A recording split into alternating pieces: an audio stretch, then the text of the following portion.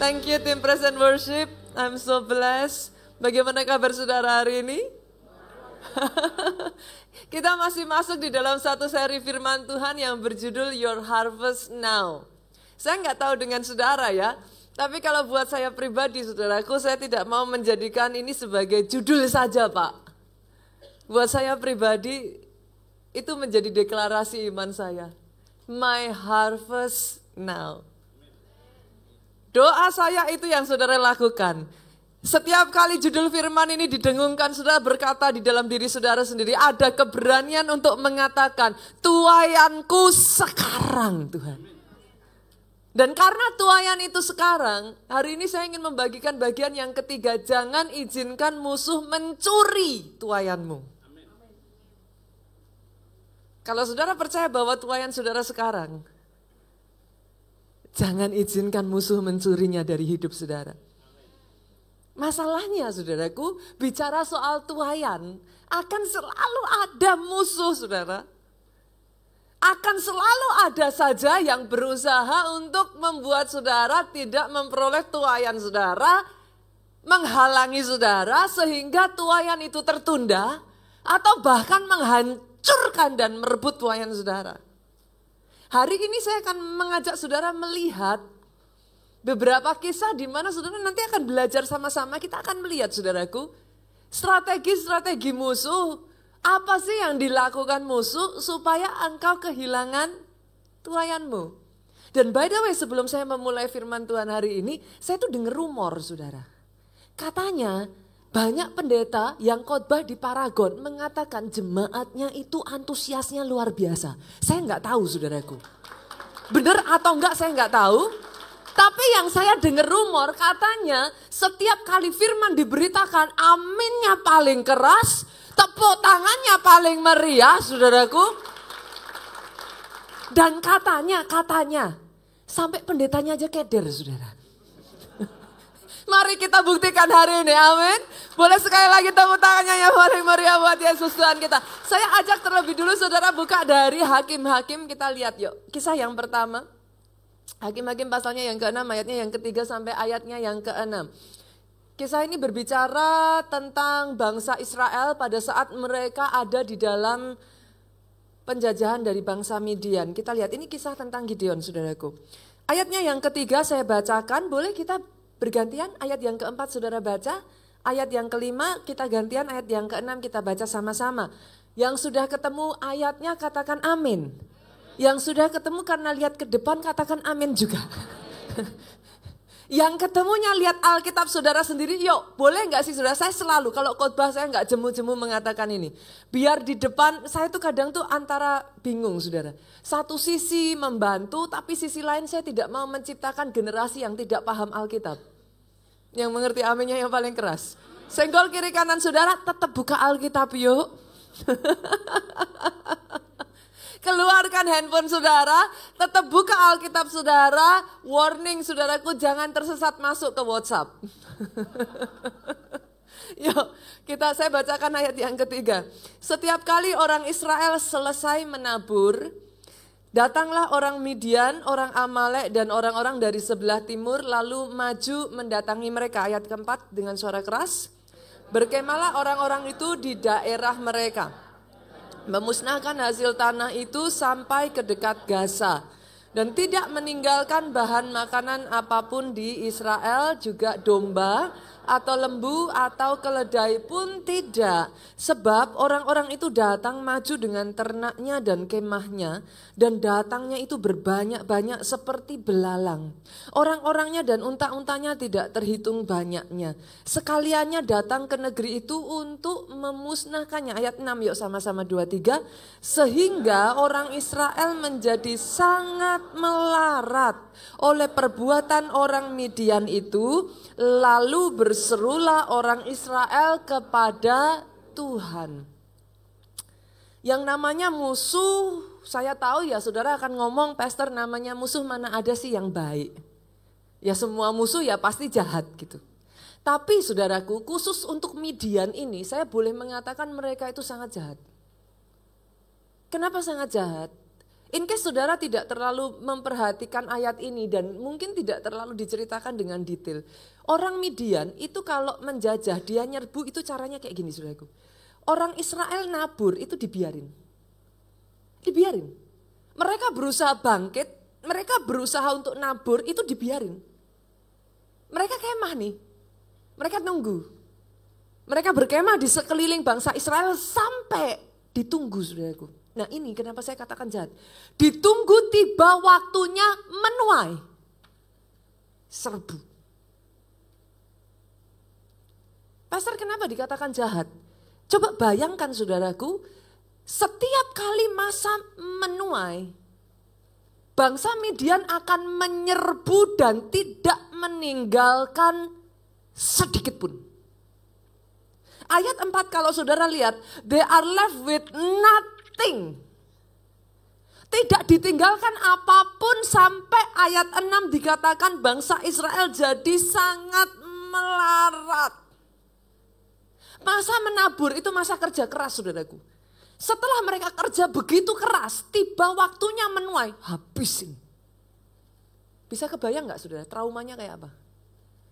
Dan Midian lakuin itu dari tahun demi tahun, demi tahun, demi tahun. Orangnya gak dibunuh. Tapi lihat saudaraku, apa yang mereka kerjakan? Mereka membunuh pengharapan yang dimiliki oleh bangsa Israel. Every single year yang seharusnya masa menuai itu adalah sukacita Pak. Tapi di setiap masa menuai, ketakutan yang begitu mencekam saudaraku. Jangan-jangan kali ini pun aku akan kehilangan tuaianku. Apa yang dilakukan bangsa Midian, kenapa saya sebut jahat saudaraku? Karena mereka bukan hanya meninggalkan bangsa Israel itu dengan ketakutan.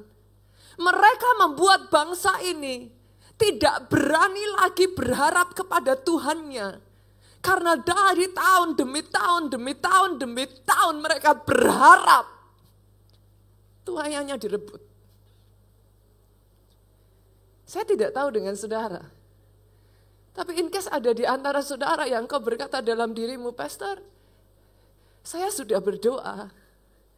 Year after year after year, saya sudah tidak punya lagi keberanian untuk berharap. Itu yang dialami bangsa Israel, saudaraku. Bangsa Midian menyebabkan bangsa ini kehilangan their very hope in God. Tapi dengan ajaibnya saudaraku, dengan yang tersisa dari mereka, ayat 6 berkata, berserulah orang Israel kepada Tuhan. Itu sebabnya penting bagi saudara membaca Alkitab, saudara. Kenapa? Perhatikan kata Tuhan di sini, Tuhan-nya semua huruf besar, saudara. This is a specific God. Di mana setiap kali saudara melihat tulisan Tuhan, itu semua ditulis dengan huruf kapital, saudara harus tahu, ini Tuhan Allah Israel yang hidup. This is a specific God.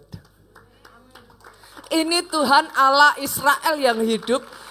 Mereka sekali lagi mengumpulkan keberaniannya dan berseru kepada Tuhan. Seruan itu sampai ke telinga Tuhan, saudaraku. Seruan itu didengar Tuhan.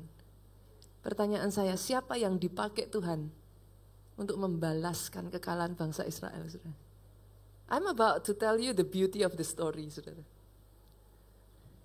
Di tengah keadaan bangsa Israel yang seperti itu, tahukah saudara siapa yang dipakai Tuhan? Gideon. Siapa Gideon, Pak?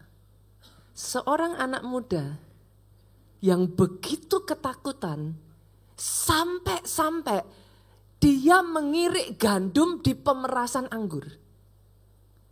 Siapa Gideon? Seorang anak muda yang sudah kehilangan pengharapannya sampai-sampai pada saat malaikat Tuhan datang, Gideon berkata, mana Tuhan yang aku dengar dari cerita nenek moyangku? Di mana dia? What's the point, Pastor? I'm about to tell you the beauty of the story. Tuhan tidak cari orang yang hebat. Tuhan cari seorang anak muda, Pak, yang jadi perwakilan dari keadaan seluruh bangsa Israel saat itu. Seorang yang ketakutan, seorang yang tidak punya pengharapan, seorang yang sudah takut berharap sekali lagi. Tuhan tidak cari orang yang hebat. Hari ini pun di tempat ini, saudaraku, apakah saudara pikir, saudara berkata, pastor, orang kayak saya, apa Tuhan masih bisa pakai? Tuhan tidak cari orang yang hebat. Dia cari orang yang menjadi perwakilan dari keadaan saat itu. Dia datang kepada Gideon dan Tuhan katakan, hai engkau orang yang gagah perkasa, hai engkau pahlawan yang gagah perkasa. Oh come on. Oh come on. Dia panggil Gideon, saudaraku, dengan keadaannya. Apa yang dia ingin katakan? Fear not, for I am with you. Ini message hari ini, saudaraku, dari kisah ini. Buat sebagian besar bangsa Israel saat itu yang sedang ada di dalam keadaan ketakutan dan mereka lose hope. Tuhan berkata kepada mereka, kalau engkau berani berharap sekali lagi aja,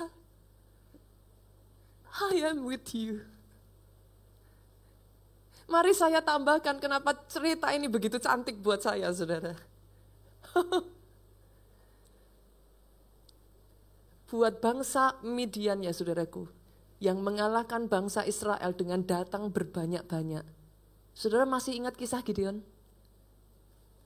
Disisakan Tuhan tinggal berapa, saudara? Our God is sending message. Tuhan kita ngirimin pesan. Kamu datang nyerang aku berbanyak-banyak. Butuh buat engkau berbanyak-banyak menghancurkan anakku. Aku menghadapi engkau dengan jumlah yang tersisa. Our God is sending you message. Dia gak butuh orang yang banyak, saudara. Tapi dia butuh orang-orang yang hari ini berani sekali lagi berharap. Berani sekali lagi mempercayai dia. Berani sekali lagi datang kepada dia dengan ketakutan yang ada dan sedikit kecil pengharapan di hatimu. Tapi kau memberanikan diri dan berkata, Lord, where are you? Dengan yang tersisa, dia strike Midian, saudaraku. That is the beauty of the story. Bukankah Alkitab saudara itu cantik? Hari ini ya saudaraku, dengar, musuh akan terus berusaha. Jangan saudara berpikir, jangan saudara jadi orang naif. Ikut Tuhan semuanya serba lancar. Bahkan ketika kau ada di jalannya Tuhan, jangan engkau berharap iblis itu will cheer you up. Come on. Dengan segala cara, dia akan berusaha menjegal, menghalangi, menutup jalanmu, menghancurkan, merampas tuayanmu. Tapi izinkan saya mengatakan kepada saudara sekali lagi, engkau masih punya Tuhan.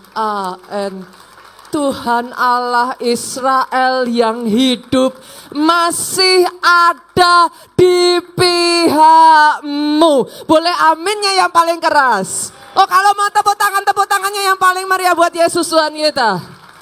Saya berdoa hari ini ada iman yang dibangkitkan di tempat ini. Engkau yang pengharapanmu sempat pudar. Engkau yang sempat ada di dalam ketakutan. For once. Berserulah sekali lagi kepada Tuhan Allahmu. Dia masih mendengar. And yes, dia mau tolong engkau. Yang kedua saudaraku, saya akan mengajak saudara melihat sebuah kisah tentang seorang anak muda yang bernama Daud.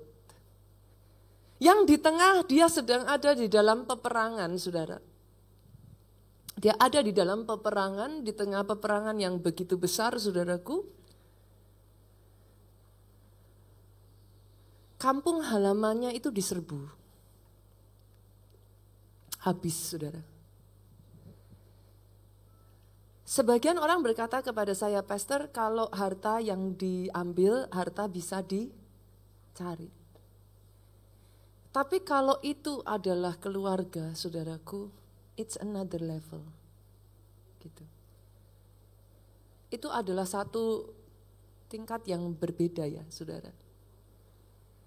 Daud pulang dari berperang, saudara. Berapa banyak kadang-kala dalam kehidupan kita ini kita udah kerja keras, kita udah lakukan semua daya upaya ya saudaraku. Pulang hanya untuk mendapati apa yang tertinggal itu direbut dan habis. Dari kisah ini saya ingin mengajak saudara melihat bagaimana orang-orang Daud, mereka hancur saudaraku. Mereka hancur, mereka menangis begitu rupa, saudara. Alkitab sampai mencatat tidak lagi bisa menangis, mereka marah, saudara. Sampai-sampai mereka hampir membunuh siapa? Daud, pemimpinnya sendiri. Pertanyaan saya kepada saudara, what makes David different gitu? Apa yang membuat Daud berbeda? Apakah Daud nggak nangis? Daud ikut nangis bersama dengan mereka. Apakah Daud gak hancur hati? Oh, air matanya habis sama seperti anak buahnya, saudara. Apakah Daud gak marah, saudaraku? Dia marah. Tapi in case saudara gak notice, apa yang membedakan Daud? Dia menolak untuk tenggelam dalam kesedihannya. Yes, dia sedih. Siapa yang gak sedih? Ada di sini saudara yang ngadepin satu masalah di mana saudara berkata, Pastor, aku hancur. Tapi kalau tidak terlalu berlebihan, saudara, izinkan saya mengatakan kepada saudara, jangan tenggelam dalam kesedihanmu. Pastor, saya marah. I understand, saudaraku. Tapi bolehkah saya mengatakan kepada saudara, jangan sampai engkau terpuruk. Yang membedakan Daud dengan anak buahnya, saudaraku, bukan dia tidak menangis, Pak. Bukan dia tidak marah, bukan dia tidak hancur hati, Bu. Yang membedakan Daud, di tengah keadaannya yang seperti itu, dia menguatkan hatinya. Sekali lagi. Bolehkah saya katakan ini kepada saudara? Antara engkau dengan tuayanmu, jaraknya hanya sejauh seberapa kuat engkau membangkitkan dirimu sendiri, seberapa kuat engkau menguatkan dirimu sendiri di tengah masalahmu. Jaraknya hanya sejauh itu, saudaraku. Dan singkat cerita, saudara, Daud kejar, Tuhan berikan. Kita lihat yuk apa yang terjadi ketika Daud mulai mencari Tuhan. Tuhan katakan kejar, 1 Samuel 30 ayatnya yang ke-19 sampai ayatnya yang ke-20. Boleh gak kita baca sama-sama? Dengan suara keras ya Bapak Ibu ya, boleh ya, ayat 19. Tidak ada, stop sampai di situ saudaraku. Boleh gak ini jadi deklarasi atas hidupmu? Kita perkatakan yuk, 2, 3. Tidak ada yang hilang pada mereka. Ganti kata mereka dengan aku. Tidak ada yang hilang daripadaku. Sepakat? 2, 3, kita baca sekali lagi dengan suara keras. Tidak ada yang hilang daripadaku. Jadi atas hidupmu, dari hal yang kecil sampai hal yang besar, sampai anak laki-laki, anak perempuan, tidak ada satu anakmu pun yang bisa diambil. Satu demi satu orang di keluarga mengenal Yesus, seisi keluarganya mengenal Yesus. Tidak ada satupun dari anggota keluargamu yang bisa direbut. Dari yang paling kecil sampai yang paling besar. Oh come on, berapa banyak KKS ada di tempat ini, boleh lambaikan tangan saudara. Tidak ada anak selmu yang bisa direbut.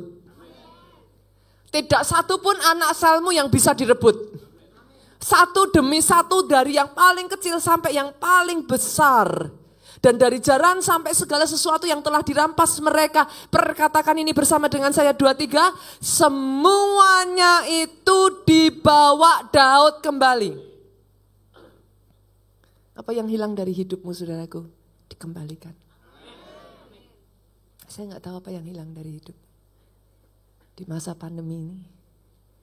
Kemarin. Dengan semua yang sudah terjadi. What is lost? Bahkan maafkan saya Bapak Ibu. Kalau kau kehilangan apimu, dikembalikan. Ada orang-orang yang begitu diberkati Tuhan, tapi apinya hilang. Kalau kau kehilangan kasihmu mula-mula, saya harus berkatakan kepada saudara, dikembalikan. Dikembalikan. Kalau kau kehilangan kecintaanmu akan gereja Tuhan, kecintaanmu akan komunitasmu, kecintaanmu akan keluarga rohanimu, dikembalikan. Kau biarkan lagi begitu rupa. Kalau kau kehilangan semangatmu untuk melayani, dikembalikan.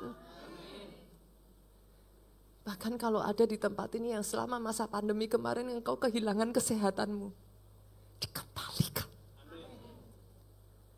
Apa yang hilang saudaraku? Saya tantang saudara, dibutuhkan keteguhan hati untuk kau mengambil apa yang jadi bagianmu. Oh, saya berdoa ya, sungguh-sungguh saya berdoa dari gereja keluarga Allah ya. Lahir jenis orang Kristen yang gak gampangan, aminnya yang paling keras. Lahir jenis orang Kristen yang gak cengeng. Lahir jenis orang Kristen yang gak lembek. Kalau itu direbut, ambil kembali. Jangan terlalu naif dan berpikir musuh akan cheer you out. Yes kamu bisa. Enak aja saudaraku. Setiap kali dia punya kesempatan Pak, dicegal. Apa yang saudara pikirkan? Saudara berpikir jalan menuju kesuksesan semudah itu. Yang ada saudara mundur, yang ada saudara nangis-nangis sama Tuhan, kenapa Tuhan izinkan ini semua terjadi? It doesn't work like that. Tidak ada satu sosok pribadi pun yang lebih menginginkan kau sukses selain daripada Tuhanmu. Karena di dalam semua kemenanganmu namanya dipermuliakan. Tapi dengar ini saudaraku, yes. Dari suksesmu pada posisimu sekarang, dari keadaanmu pada apa yang Tuhan janjikan. It takes hard work. Dibutuhkan keteguhan hati. Dibutuhkan saudaraku hati yang tidak tawar saudaraku. Itu sebabnya Yosua Tuhan katakan kuatkan dan teguhkan hatimu. Jangan tawar hatimu. Karena di masa kesusahan, kalau hatimu tawar, kecil kekuatan. Pastor sama-sama gak ada pengharapan, pastor sama-sama gak ada kekuatan lagi. Kuatkan, teguhkan hatimu sekali lagi. Yang ketiga saudaraku, saya akan mengajak saudara masuk pada satu cerita yang kisah yang sangat menarik buat saya. Amazing sekali kisah ini. Apa pelajarannya kalau buat saya cukup dalam saudaraku. Along the year saudara, saya belajar tentang yang satu ini dan again and again yang satu ini selalu membuat saya gemes gitu. Kita lihat ya, kisah tentang gandum dan lalang. Yuk kita buka Matius pasalnya yang ke-13 ayatnya yang ke-24. Yang sudah ketemu katakan amin. Sekali lagi senggol kiri kanannya, buka Alkitabmu. Sekali lagi kalau nggak disenggol saudaraku injak aja kakinya. Buka Alkitab saudara, buka Alkitab. Saya benar-benar saudara, saya concern dengan hal ini. Indonesia, come on, jangan jadi satu generasi yang tidak mengenal firman Tuhan. Kalau nggak hati-hati engkau sudah lupa lo di mana Matius, Markus, Lukas, Yohanes. Coba saudara buka Alkitab saudara di handphone itu kan nomor satunya di atas sendiri kan kalau saudara urutin berdasarkan alfabet kan Amos saudara. Terus kalau ditanya, apa kitab pertama dalam Alkitab? Amos. Habis saudara. Maka itu baca Alkitabmu. Yuk, Matius 13 ayat yang ke-24 yuk kita buka ya. Saya bacakan buat saudara. Yesus membentangkan suatu perumpamaan lain lagi kepada mereka. Katanya, hal kerajaan surga itu seumpama orang yang menaburkan benih yang baik di ladangnya. Ayat ini menarik saudara. Kenapa? Di sini sedang berbicara tentang hal kerajaan surga. Dikatakan hal kerajaan surga seumpama orang yang menabur benih yang baik di ladangnya. Pastor, what does it mean? Bolehkah saya mengatakan seperti ini saudaraku? Di ladang di tempat Tuhan kerjakan berikan kepada engkau, Tuhan berkata itu bicara hal kerajaan surga loh. Artinya bukan hanya di gereja ini, tapi di mana engkau bekerja Tuhan tempatkan di situ, itu ladangmu. Bekerja di ladang Tuhan itu bukan hanya di gereja, yang mengerti katakan amin. Di tempat engkau ditempatkan Tuhan, apakah itu di bisnis, apakah itu di rumah sakit, apakah itu engkau sebagai dokter, apakah engkau sebagai bisnismen, apakah engkau sebagai karyawan, apakah engkau sebagai profesional muda, apapun itu saudaraku dengar ini, itu ladangmu. Dan di ladangmu ayat ini berkata, orang menabur benih yang baik di ladangnya. Taburkan benih saudara. Di tempat Tuhan tempatkan engkau, tabur benih. Yang mengerti katakan amin. Di tempat engkau bekerja, di bisnismu harus tabur benih. Loh harus tabur benih. Apa itu benih-benih yang baik? Benih kerja keras. Oh yes. Pastor, katanya kita disuruh doa, coba aja saudara. Doa jalan terus, kerja keras gak boleh dilupakan. Yang satu dilakukan, yang lain jangan dilupakan. Pastor saya udah berdoa, pastor saya udah puasa, pastor saya sudah sampai nungging-nungging. Saya tanyakan, selalu saya tanyakan, lah gimana? Kamu punya pekerjaan apa? Saya tuh kadang heran dengan orang Kristen, saudara. Pastor, saya udah lakukan tuh semua yang dikhotbahin di gereja. Saya udah persepuluhan, saya udah doa. Oh saya puasa pastor. Pastor suruh puasa 40 hari, saya puasa 50 hari. Wow hebat saudara. Tapi pertanyaan saya simpel, Bu, Ibu sudah lakukan semuanya. Pertanyaan saya sekarang, Ibu pekerjaannya apa? Dijawab apa saudaraku? Serahkan pada Tuhan, Pastor. Loh ya nggak bisa saudara. Yang satu saudara lakukan, yang lain jangan dilupakan. Taburkan benih yang baik. Tabur benih kasih. Tabur benih apalagi saudaraku? Apa? Apa? Benih apa lagi Bapak Ibu? Apa? Benih kebenaran. Satu demi satu benih yang baik ditaburkan di sana saudaraku. Nah, hanya saudara, sesuatu yang sangat unik terjadi. Terlepas dari semua yang sudah ditaburkan ini, saya berdoa saudara memahami hal ini ya. Oke, once again. Terlepas dari saudara sudah tabur semua yang baik, Pastor, apa salah saya? Saya sudah tabur semua yang baik loh. Apa salah saya? Nah ini, buat saudara yang mempertanyakan, Pastor apa salah saya? Saya ajak saudara. Kita buka yuk, ayatnya yang ke-25 kita lanjutkan. Tadi Matius 13 ayat 24, sekarang kita masuk ayatnya yang ke-25. Tetapi pada waktu semua orang tidur. Maksudnya gimana Bu? Semua orang tidur. Pada saat tidur kita nggak ngelihat. Betul ya? Pada saat tidur kita nggak sadar. Pada saat tidur itu melambangkan titik lengah, saudara. Pada saat tidur, apa yang dilakukan saudara? 2, 3 sama-sama kita baca yuk. Datanglah musuhnya menaburkan benih lalang di antara gandum itu lalu pergi. Jangan naif ya Bapak Ibu. Pastor saya sudah lakukan yang baik, kenapa Tuhan izinkan? Bukan Tuhan jahat. Tapi pada saat engkau tidur, pada saat kau nggak lihat, pada saat kau nggak sadar, ada musuh Pak. Dia nabur. Nah, cuman saya ingin mengajak saudara melihat menariknya dari kisah ini, dan saya nggak tahu apakah saudara perhatian. Pertanyaan saya saudaraku, musuh datang di ladangnya siapa? Katakan ladang saya. Oke, musuh datang di ladang saya. Ini jadi pertanyaan, segampang itukah orang luar bisa masuk? Pertanyaan saya lagi, coba perhatikan saudara. Ini ladangnya siapa? Ladang saya. Orang luar kok bisa masuk? Perhatikan ya saudara. Ini ladangnya kita. Memangnya segampang itu orang luar masuk Pak? Terus kalau enggak, pertanyaan saya, musuhnya siapa? Halo? Ini hard truth saudara.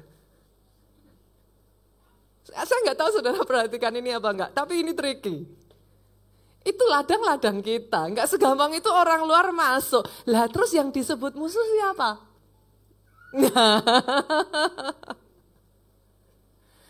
Maafkan saya ya Bapak Ibu, saya harus mengatakan ini, tidak semua orang yang bersama kita adalah kawan. Kadang ada tuh musuh dalam selimut. Hard truth ya. Ada udang di balik rempeyek. Kata orang ada serigala berbulu domba. Lah katanya teman tuh, tapi suami sendiri diserobot tuh. Gimana saudara? Berapa banyak saudara mendengar kisah seperti itu? Katanya teman baik. Halo? Saya melayani di ladang Tuhan ini ya saudaraku, mungkin sudah lebih dari 25 tahun ya saudara. Gak berasa ya, sudah 1/4 abad loh Pak. Umur tambah terus saudaraku. Tapi sampai detik hari ini, it cannot stop to amaze me loh. Seringkali saya pun masih gak bisa recognize. Berapa banyak saya mengalami dalam hidup saya ya saudaraku, orang yang mengatakan mengasihi saya. Mulut yang sama yang mengatakan mengasihi saya, tapi dari orang yang sama yang mengacungkan tangannya dan menusuk saya dari belakang.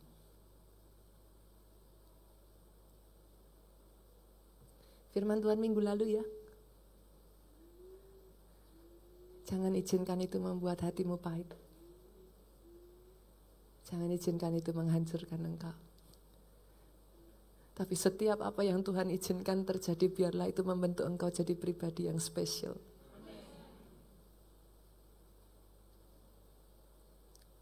Saya mengerti sukarnya jadi Yusuf saudaraku. Gak gampang loh. Yang menjual dia kakaknya sendiri, artinya apa saudara? Engkau tidak bisa merasa aman bahkan di rumahmu sendiri. Ayat ini buat saya itu adalah ayat yang sangat unik sekali. Kenapa? Karena ketika kita mendapati siapa kata musuh di sini, tidak selalu orang yang ada di luar sana, tapi seringkali justru orang yang ada di dekat saudara. That is a hard truth. Oh, dan yang jadi masalah saudaraku, antara gandum dengan lalang itu enggak banyak bedanya.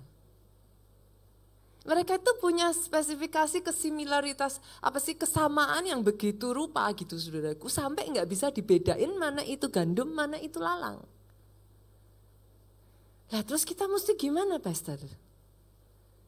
Kalau gandum enggak bisa dibedakan dari lalang, itu sebabnya saya hanya bisa mengatakan kepada saudara, beware. Waspada. Masalahnya banyak orang Kristen tuh terlalu naif gitu saudaraku.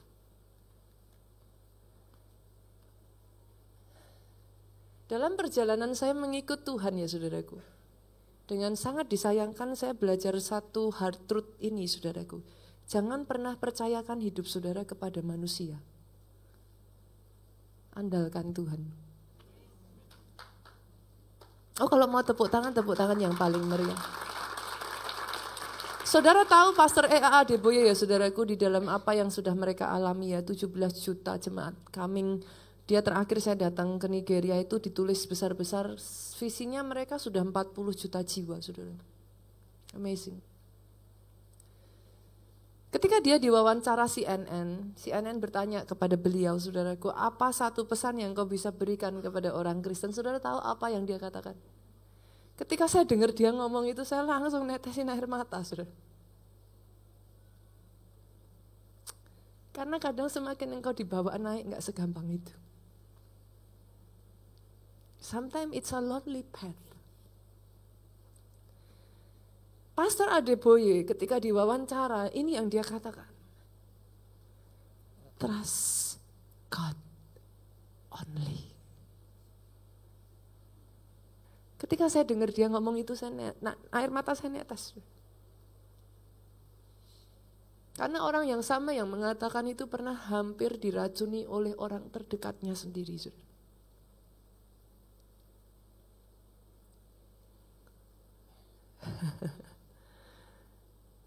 That is not easy.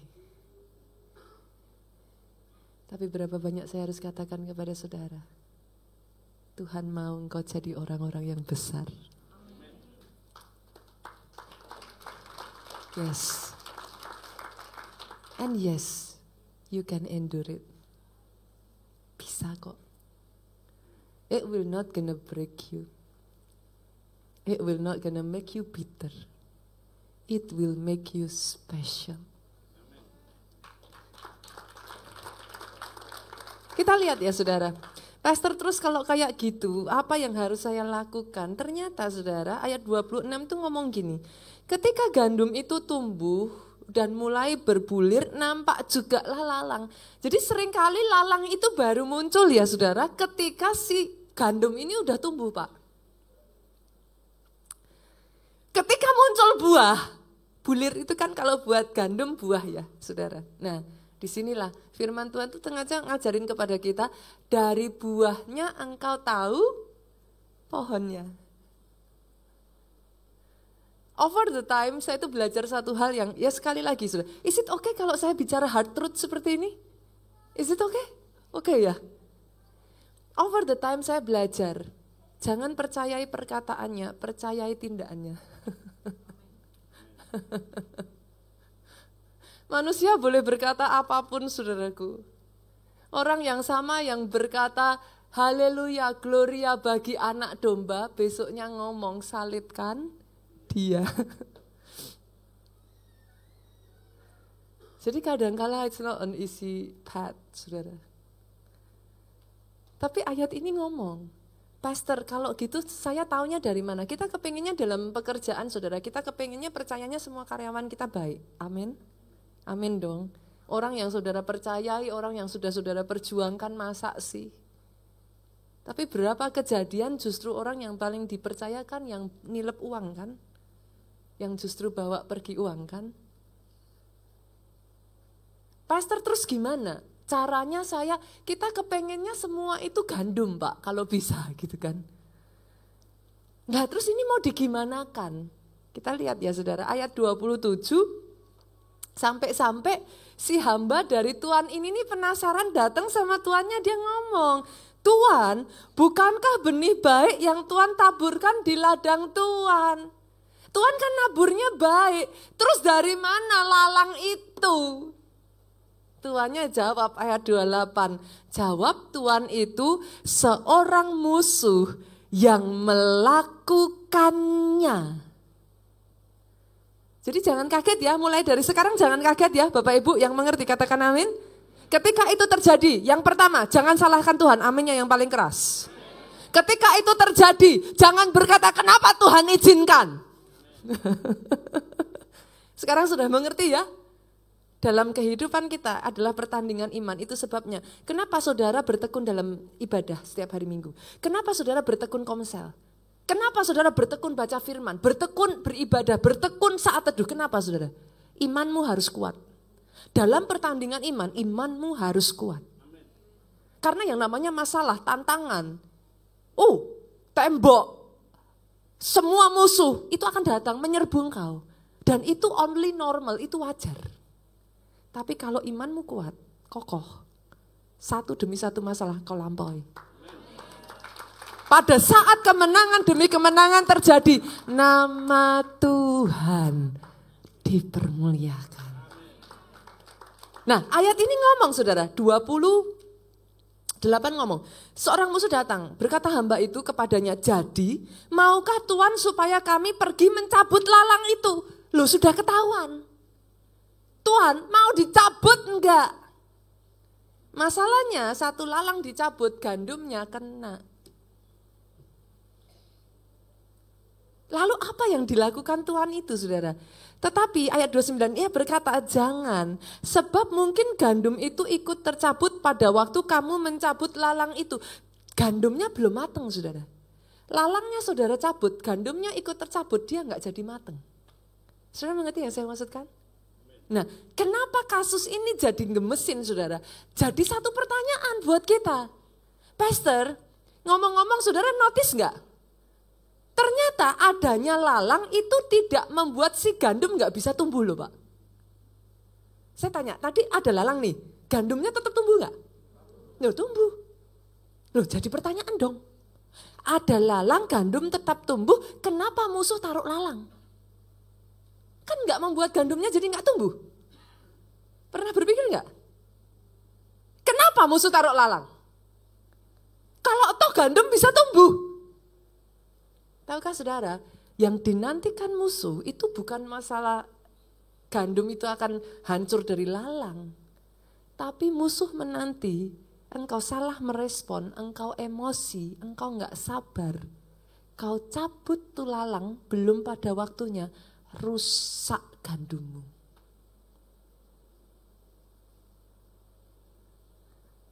Bolehkah saya katakan ini? For everything there is a season. Untuk setiap keadaan ada waktunya. Rehabeam saudaraku, dia bertahta jadi raja. Kali pertama dia bertahta, dia harusnya memperkokoh tahtanya saudara. Datang itu rakyat, bicara soal pajak.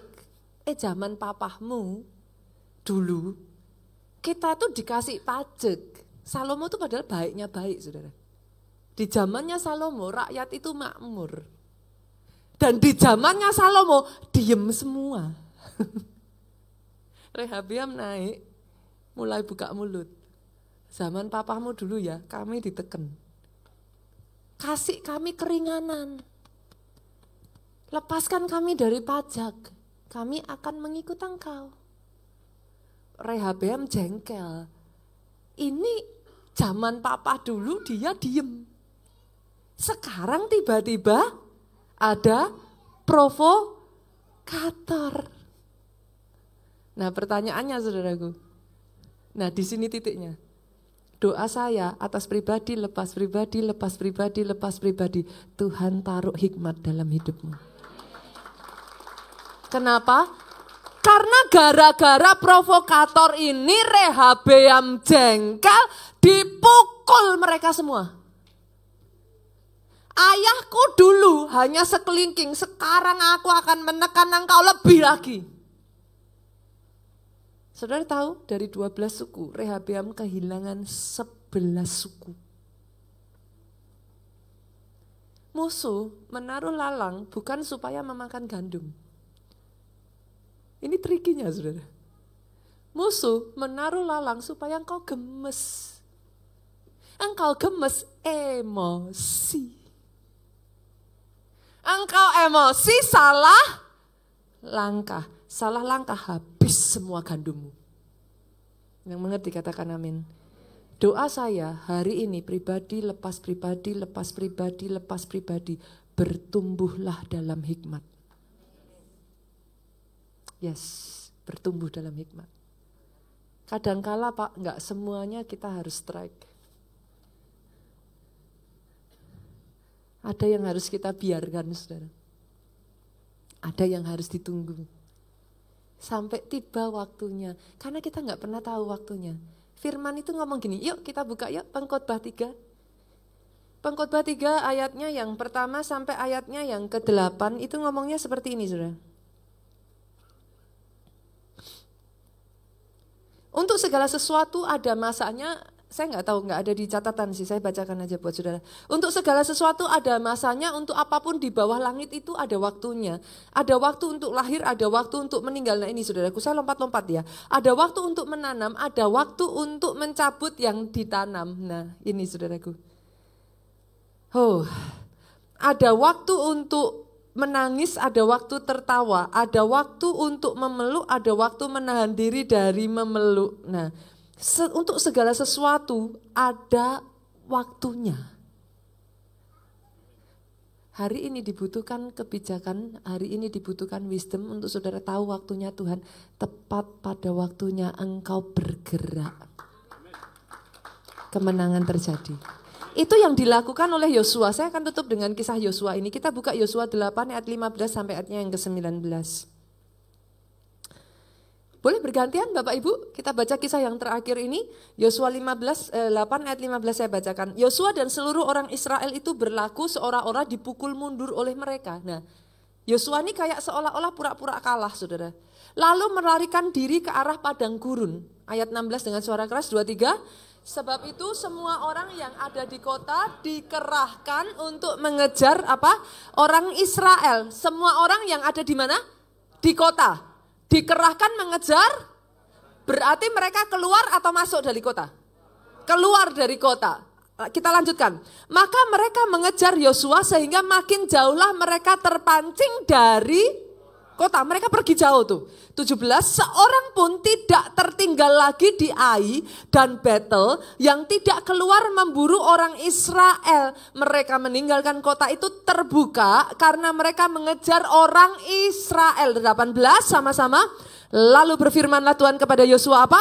Acungkanlah lembing yang ada di tanganmu ke arah Ai, sebab aku menyerahkan kota itu ke dalam tanganmu. Maka Yosua mengacungkan lembing yang di tangannya ke arah kota itu. 19 sama-sama.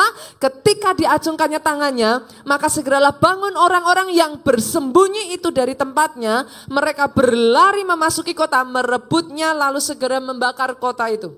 Wow. Jadi kadang saudaraku mengalah tidak selalu kalah.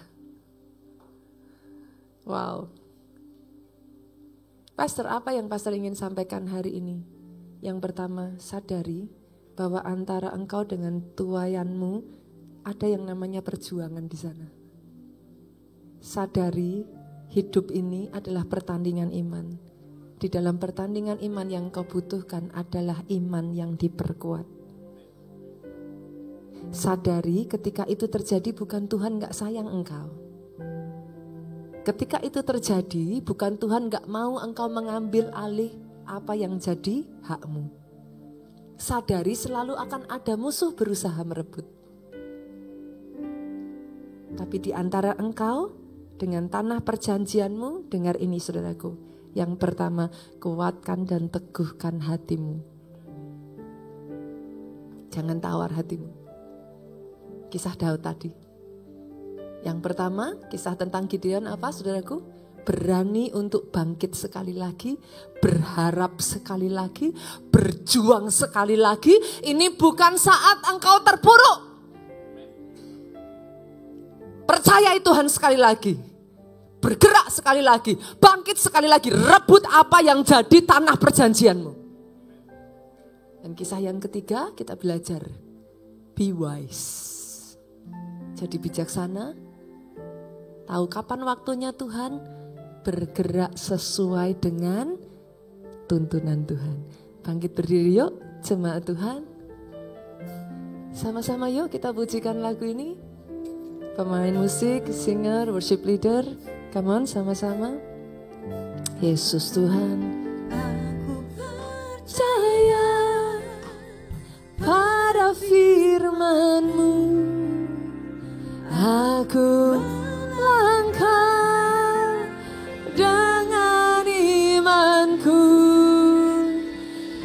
tetap setia pada perjanjian-Mu. Jadikan ku hamba milik. Jemaat saja yuk sama-sama katakan, aku percaya Tuhan. Dibutuhkan keberanian untuk mempercayai sekali lagi saudaraku. Tapi pastor, aku sudah berkali-kali berdoa tapi tidak kunjung aku dapat jawaban. Berkali-kali aku berharap tetapi aku dikecewakan. Saya tantang engkau sekali lagi, saya tantang engkau sekali lagi. Singer boleh bantu saya, aku percaya. Aku percaya. Jangan putus pengharapanmu, Dia masih bekerja. Selama engkau belum menyerah, masa depan masih ada di tanganmu.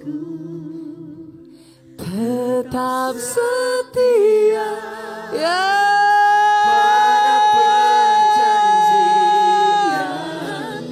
Sama-sama angkat hatimu, angkat tanganmu, katakan pada firman-Mu. Yes Lord, dengan imanku tetap setia pada perjanjian-Mu. Jadikan ku hamba milik-Mu, tetap setia pada perjanjian-Mu. Jadikan ku hamba milik-Mu. Sekali lagi yang terakhir katakan, tetap setia pada perjanjian-Mu. Jadikan ku hamba milik-Mu. Sorak-sorak yang paling meriah buat Raja di atas segala raja. Angkat kedua tanganmu saudaraku. Diberkatilah engkau oleh Tuhan. Diberkati keluargamu oleh Tuhan. Oh yes, ini bukan waktunya engkau berdiam diri, waktunya engkau bangkit. Buat engkau yang belum melayani, saudaraku, bangkit lagi. Buat engkau yang rohmu mulai padam, saudaraku, kobarkan kembali. Ini waktunya engkau bangkit, ambil kembali apa yang sudah hilang dari kehidupanmu. Aku perkatakan atas kehidupanmu, sehat tubuhmu. Dari ujung kepalamu sampai satu demi satu bagian yang ada di dalam tubuhmu. Ginjalmu, levermu, jantungmu, paru-parumu, ginjal. Satu demi satu bagian sampai ke kakimu. Baik adanya, sehat adanya. Bahkan aku perkatakan atas hidupmu, baik jiwamu. Oh yes, tidak ada kepahitan, tidak ada sakit hati, tidak ada kebencian, tidak ada kekecewaan. Baik jiwamu, sehat jiwamu, kuat rohmu. Bertekunlah di dalam doamu, bertekunlah di dalam engkau membaca firman, bertekunlah di dalam ibadahmu, bertekunlah di dalam kelompok selmu, tekun di dalam berpuasa, kuat rohmu, panjang umurmu. Untuk menceritakan segala kebaikan dan keajaiban Tuhan di dalam kehidupanmu. Pulang dari tempat ini saudaraku, bahwa sukacita, damai sejahtera Allah Bapa, cinta kasih Yesus Kristus, persekutuan di dalam rohnya yang kudus sekarang sampai selama-lamanya. Engkau yang diurapi, diberkati, katakan dengan suaramu yang paling keras.